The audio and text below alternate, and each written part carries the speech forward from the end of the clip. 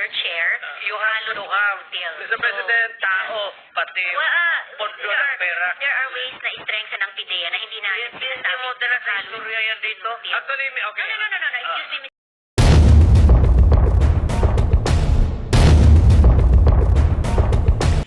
Recently lang ay nagkaroon ng Senate hearing pertaining to EG case or war on drugs ng dating Pangulong si Rodrigo Roa Duterte under his administration. At syempre, ang isa sa kontrabida sa war on drugs ni Duterte ay ang senadorang Sip-Sip na dating nakikisuyo kay BP Sara na tulungan siya sa kanyang kandidatura. Pero ito pala ay user at the end. At ganun rin ang kampo ng Marcoses. At ito na rin si Lenny ay lumapit ito kay BP Sara upang tulungan sila sa kanilang pagtakbo. Yan talaga ang mga makakapalang apog. Walang kahihiyan. I would like to express my apologies, especially to Senator Ontiveros, kasi sensitive sa mga ganitong, yung karakter ko, gano'n talaga. Baski saan mo ko ilagay gano'n ka, even in front of anybody. Gano'n talaga ako. Bastos ako. Walang hiya ako. Kasi galing ako sa baba. salamat kayo, Mr. Chair. Hindi ako sensitive. Ayaw ko lang talaga ng bastos. Ayaw ko ng walang hiya.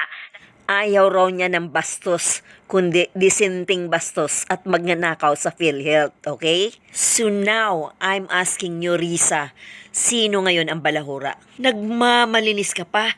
Meron ka namang masangsang na amoy ng daga. Kaya ngayon, tuloy-tuloy ang pagsupalpal ni PRRD sa kanya dahil wala siyang hiya talaga. Lalo na pag pinag-uusapan natin ang seryosong bagay ng war on drugs sa Kaya ako bastos, Salamat ka. wala ang hiya talaga ako. Yan ang totoo. Tigilin na po natin yung pagsisira at paninira sa mga Hindi pa paninira, mga Because sinasabi ko, para sabihin kulang. pero binasabi Hindi rin lang kasalanan. Ang idea talaga Hindi, po. Mr. Chair. Sige. Miyembro po ako ng committee nito, ng subcommittee at ng Senado. So, I am just making an interjection. Pag nagkapanahon akong uli ng takbo ako ng mayor, maminos-minos talaga lang,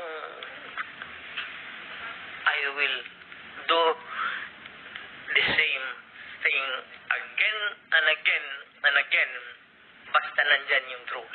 Mr. Chair. Yes, ma'am. Mr. Chair, I believe we've given the proper leeway and respect to the former president. Hindi po ito midnight COVID briefing, and I hope we can stay on track. Hindi po natin pinag-uusapan kung mali ang droga. Pinag-uusapan po natin kung yung polisiya, naging polisiya nyo. Mr. Chair, if I may? Salamat kayo. It's actually the turn of Senator Bato, and let's give him 10 minutes of uninterrupted time to ask questions. Sandali mo naman. Before my time starts, Mr. President, may I just be clear on this? Yung ano yung lumalabas sa karakter ko, yung policy ko, yun na yung yung experience ko, kaya lumalabas yung sa utak ko, pati bunganga ko. Yun na yun yung galit ko. Galit talaga ako sa drogas, sasabihin ko sa inyo. Mainit ako.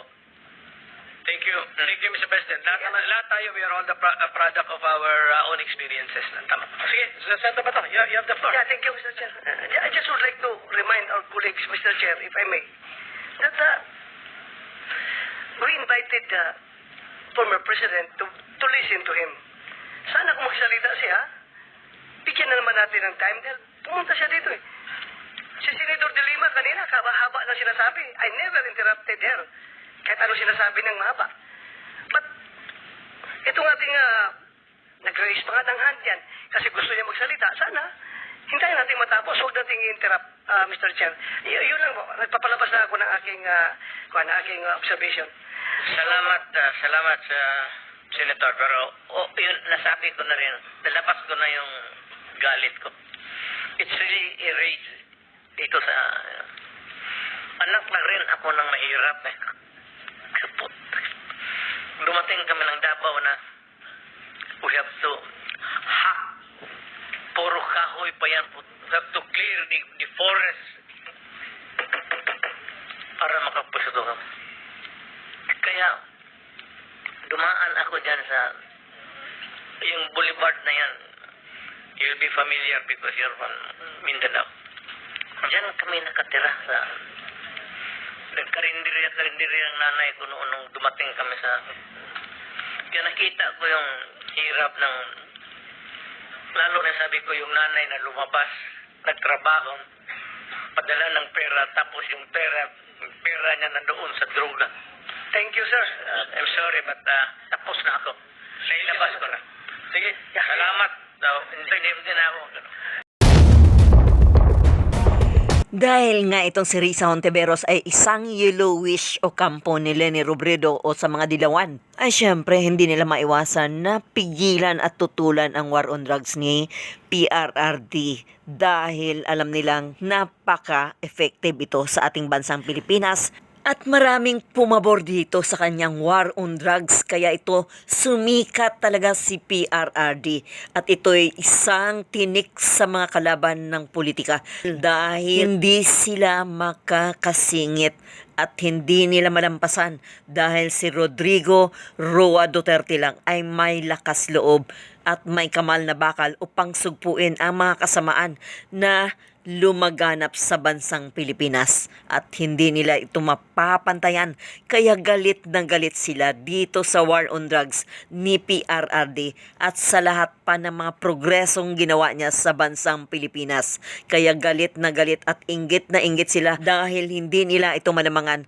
sa performance nung siya ay naging presidente ng Pilipinas at dahil nga sa kanyang war on drugs o pakikipaglaban sa mga drug lord ay maraming namatay. Siyempre, of course, consequence na yon sa kanyang pakipaglabanan sa war on drugs between the user and the drug lords. To bring back the country great again. At dahil na nga dito sa war on drugs ni PRRD, ayon sa Korte Suprema na hindi na bubuksan muli ang kaso ng ex-president Duterte laban sa war on drugs. Pero ayon sa mga kalaban, ay ituloy pa rin daw ang kaso laban sa Pangulo. Kaya very frustrated na ang mga kalaban dahil malapit na ang eleksyon. Siyempre, marami na naman sila iniisip na mga kabalbalan. Alam nyo na, being a corrupt politician ay talagang magsisigaw sila upang sila ay manalo at makaupo muli na wala namang nangyari at wala tayong nakikita sa kanilang liderato. Kaya dapat lang be wise enough to vote, right? So hanggang dito na lang. Maraming salamat.